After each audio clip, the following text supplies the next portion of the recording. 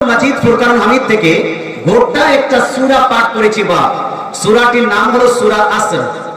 সূরা আসর আল্লাহ তাআলা কোরআন শরীফের মধ্যে ইরশাদ করেন, মুসলমান আচ্ছা বলেন তো আমাদের সৃষ্টিকর্তাকে? জোরে না কে? আমরা ইবাদত করি কার? আল্লাহ তাআলা ছাড়া অন্য কারো কি ইবাদত করা যাবে? আল্লাহ তাআলা ছাড়া অন্য কাউকে কি সাজদা করা যাবে? একমাত্র সাজদা চলবে কার জন্য? আমাদের সৃষ্টিকর্তা হলেন কে? আল্লাহ। আমাদের মাবুদ হলেন কে? আল্লাহ। কারণ আমরা কলেমা পড়েছি লা ইলাহা ইল্লাল্লাহ মুহাম্মাদুর রাসূলুল্লাহ। লা ইলাহা ইল্লাল্লাহ অর্থটাই হলো আল্লাহ তাআলা ছাড়া কোনো উপাস্য নাই, আল্লাহ তাআলা ছাড়া কোনো মাবুদ নাই, একমাত্র ইবাদতের যোগ্য কে? আল্লাহ। কেউ যদি আল্লাহকে বাদ দিয়ে গাছের পূজা করে, সূর্যের পূজা করে, সূর্যকে মাবুদ মনে করে সূর্য নমন করে, চন্দ্র নমন করে, কেউ যদি সমুদ্র বা আপনার আগুনের পূজা করে, এই ব্যক্তি মুসলমান থাকতে পারে না। কেউ যদি মৌলবীর পূজা করে, পীরের পূজা করে, মাজারের পূজা করে, তাহলে এটা চলবে ভাই? এটাও চলবে না। পূজা বা ইবাদত একমাত্র চলবে কার? আল্লাহ তাআলা। কারণ আল্লাহ আমাদেরকে সৃষ্টি করেছেন।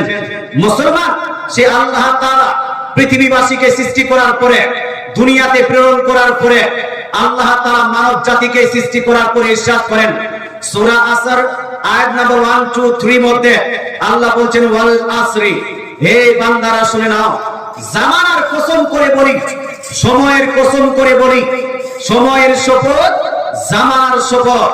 মুসলমান আল্লাহ তাআলা শপথ খাচ্ছেন, কসম খাচ্ছেন জামানা। কোন জামানা? এই আখিরি জামানা না আদম আলাইহিস সালামের জামানা না নূহ আলাইহিস সালামের জামানা? কোন জামানার কসম?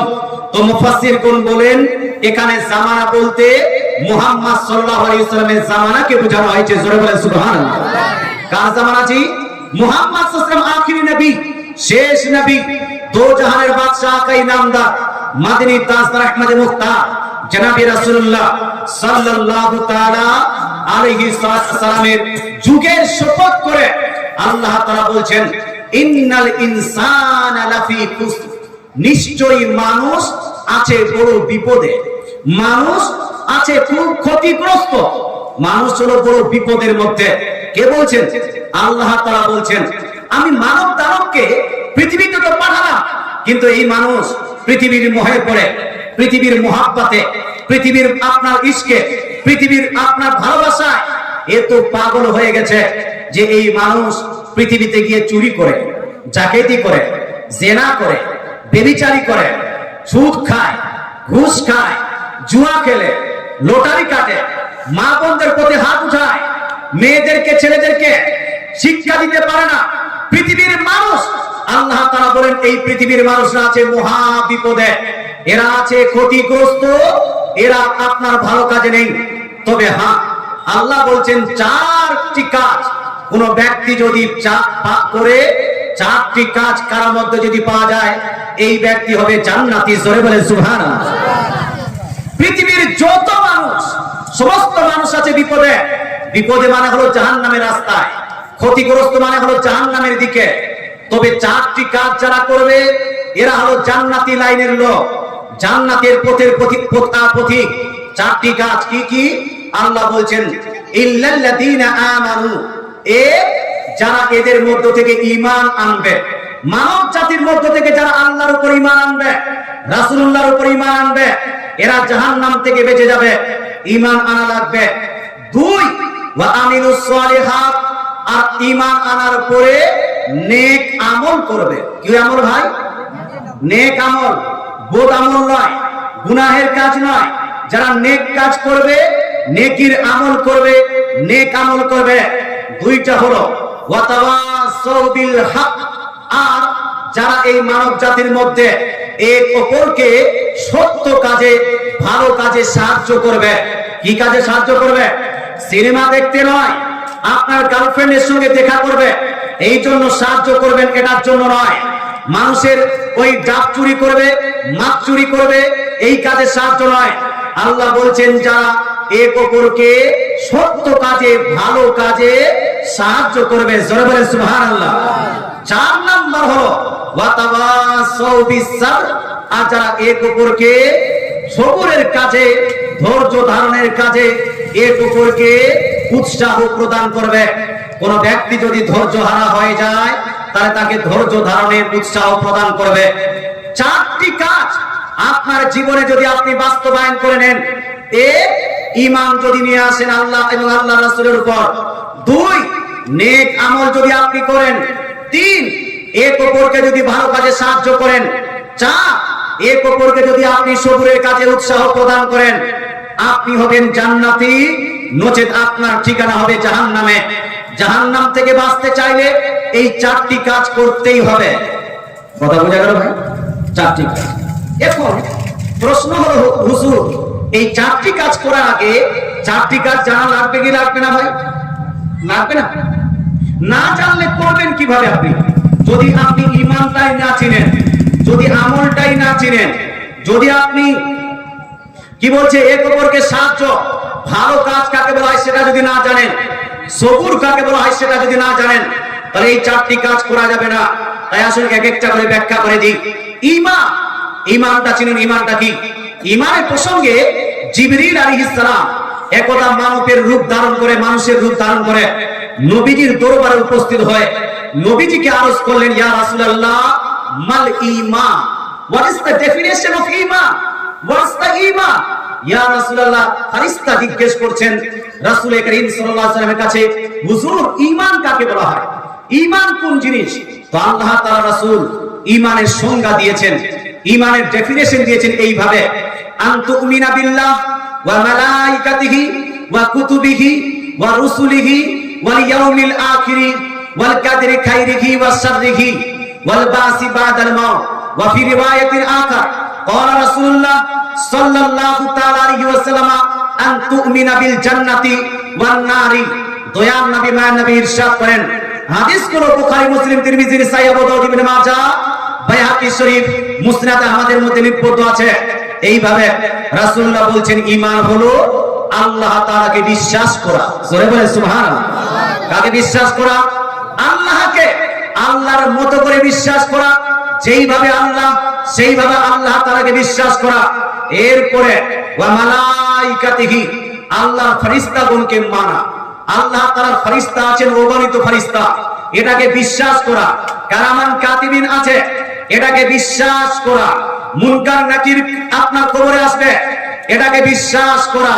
ইসরাইল ফেরেশতা আপনার জান কবজ করবে, এটাকে বিশ্বাস করা। ইসরাফিল আলাইহিস সালাম সূর ফুঁকবে, এটাকে বিশ্বাস করা। মুসলমান জিবরিল আলাইহিস সালাম পৃথিবীতে আগমন করছে, এটাকে বিশ্বাস করা। এক কথায় ফেরেশতাগণকে বিশ্বাস করা। ওয়া রাসূলিহি, আর আল্লাহর যতগুলো নবী প্রেরিত হয়েছেন, যতগুলো রাসূল প্রেরিত হয়েছেন, আদম আলাইহিস সালাম থেকে নিয়ে নবী মুহাম্মদ পর্যন্ত সমস্ত নবীকে মানা, সমস্ত নবীকে বিশ্বাস করে নেওয়া, এটা হলো ঈমানের একটি অঙ্গ। আর কি? আল্লাহ তাআলা বলছেন ওয়া কুতুবিহি, আল্লাহ তাআলা যতগুলো কিতাব নাযিল করেছেন আদম আলাইহিস সালামের প্রতি, ইব্রাহিম আলাইহিস সালামের প্রতি, দাউদ আলাইহিস সালামের প্রতি, ঈসা আলাইহিস সালামের প্রতি, মুসা আলাইহিস সালামের প্রতি, সমস্ত কিতাবগুলোকে মানুষ বিশ্বাস করে নেবে, এটা হলো ঈমানের অঙ্গ। আর কি করতে হবে? নবীজি বলছেন ওয়াল ইয়াউমিল আখির, পৃথিবীটা একদিন ধ্বংস হবে। বা মুসলমান পৃথিবীর একদিন স্টার্ট হয়েছে, পৃথিবীটা যুগ যুগ ধরে দেখতে যে পাচ্ছেন, এটা আগে থেকেই ছিল না। আল্লাহ তাআলা পৃথিবীকে সৃষ্টি করেছেন, সৃষ্টিকর্তাকে আল্লাহ। আপনি যদি বলেন না পৃথিবীর কোনো সৃষ্টি নাই, পৃথিবীর কোনো স্টার্টিং নাই, এটা আপনার ঈমানদারি হবে না। ঈমান হলো এই যে এই পৃথিবীর একবার সৃষ্টি হয়েছে। অ্যাকর্ডিং টু দ্য সায়েন্টিস্টের অনুযায়ী বিগ ব্যাং থিওরি দ্বারা পৃথিবী আপনার দুনিয়াতে এসেছে, ওজুদে এসেছে, এক্সিস্টেন্সে এসেছে। আবার এই পৃথিবী একদিন না একদিন ধ্বংস হবে না? হবে না? হবে না? হবে না? পৃথিবী একদিন না একদিন ধ্বংস হবে, এটাকে মানুষ বিশ্বাস করে নেবে, এটা হলো ঈমান। মুসলমান আর মানুষ মরবে, মরার পরে আবার জীবিত হতে হবে না? হবে না? হবে না? হবে না? মানুষ মরে তো মাটির সঙ্গে মিশে যাবে না, শেষ হয়ে যাবে না, তার আত্মা ধ্বংস হয়ে যাবে না।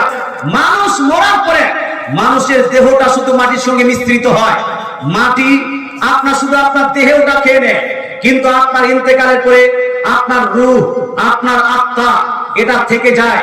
আবার কাল কিয়ামতের মাঠে উত্তপ্ত ময়দানে আল্লাহ তাআলা রূহকে ডাকবেন তার শরীর সহ। এই যে আপনার শরীর মাটিতে পরিণত হয়েছিল, রূপান্তরিত হয়েছিল, ওই আপনার মাটি থেকে শরীরের অংশগুলো আস্তে আস্তে আস্তে এসে ওখানে জয়েন হয়ে আবার যেই রকম আপনি দেখতে সেই রকম হয়ে যাবে। তারপরে আপনাকে হাসরে ও আপনাকে ডাকা হবে, সেখানে হিসাব কিতাব হবে। আল্লাহর নবী বলছেন মরণের পরে আবার জীবিত হতে হবে, এটাকে বিশ্বাস করে নিতে হবে। তারপরে আল্লাহ তাআলা তাকদীর লিখেছেন বা মানব জাতিকে পৃথিবীতে প্রেরণ করার আগে এই পৃথিবীতে কে চোর হবে, কে চান্ডাল হবে, কে নামাজি হবে, কে হাজি হবে, কে গাজী হবে, কে মাস্টার ডাক্তার হবে, পৃথিবীতে কতদিন কে বাঁচবে, কতটা রিজিক কে পাবে, কত টাকা কে ইনকাম করবে, সব কিছু আল্লাহ তাআলা আগে থেকে লিপিবদ্ধ করে দিয়েছেন। এটাকে বলা হয় তাকদীর। কি বলা হয় এটাকে? তাকদীর। এই তাকদীরকে বিশ্বাস করতে হবে। আর কি বিশ্বাস করতে হবে? আল্লাহ তাআলা রাসূল ইরশাদ করেন মরণের পরে দুইটা স্থান আছে, একটা হলো জান্নাত আর একটা হলো জান্নাত আর একটা কি জাহান্নাম। এই জান্নাত এবং জাহান্নাম এটাকেও বিশ্বাস করে নিতে হবে। কেউ যদি জান্নাতকে বিশ্বাস না করে, কেউ যদি জাহান্নামকে বিশ্বাস না করে, এই ব্যক্তি মুমিন হবে না। রাসূলের সুন্নাহ থেকে বোঝা গেল এতগুলো জিনিসকে বিশ্বাস করে নেওয়ার নাম ঈমান। এবার আমি আপনাকে জিজ্ঞেস করি, বলুন তো আমরা আল্লাহকে মানি কি মানি না? জোরে বলতে হবে। আমরা আল্লাহকে বিশ্বাস করি কি করি না? আল্লাহর ফেরেশতাগণকে বিশ্বাস করি কি করি না? আল্লাহর কিতাবগুলোকে বিশ্বাস করি কি করি না? আল্লাহর রাসূলগণকে মানি কি মানি না? কিয়ামতকে মানি কি মানি না? আপনার মরণের পরে আবার জীবিত হতে হবে, এটাকে বিশ্বাস করি কি করি না? করি। আপনার তাকদীর লিপিবদ্ধ আছে, এই তাকদীরটা বিশ্বাস করি কি করি না? করি। জান্নাত এবং জাহান্নাম আছে, এটাকেও বিশ্বাস করি। তার মানে হলো এই আপনার মধ্যে ঈমান আছে। ঈমান আপনি এই চারটা ক্যাটাগরির মধ্যে প্রথম ক্যাটাগরি যে ঈমান আনলো, তার মানে আপনি একটা ক্যাটাগরিকে কমপ্লিট করে দিয়েছেন। একটা ক্যাটাগরি আপনার ভালো হয়ে গেছে। আপনি নবীজি সাল্লাল্লাহু আলাইহি ওয়াসাল্লামের দেওয়া হাদিসের উপর, কথার উপর আমল করে ঈমানদার হয়েছেন।